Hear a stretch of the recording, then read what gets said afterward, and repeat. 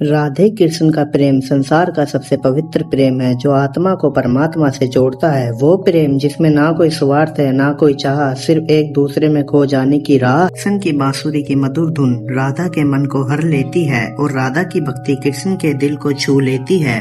वो कभी यमुना किनारे मिलते हैं, कभी वृंदावन की गलियों में, कभी फूलों की खुशबू में तो कभी चांदनी रातों में। उनका साथ ही एक दूसरे की पूजा है, उनकी बातें ही एक दूसरे की आराधना है।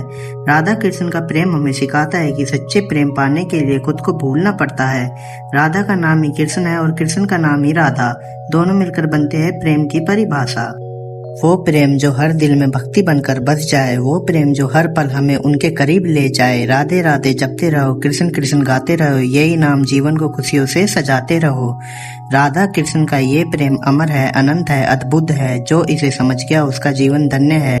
आइए इस प्रेम को अपने दिल में बसाए और राधे राधे बोलते जाए। बोलो राधे राधे।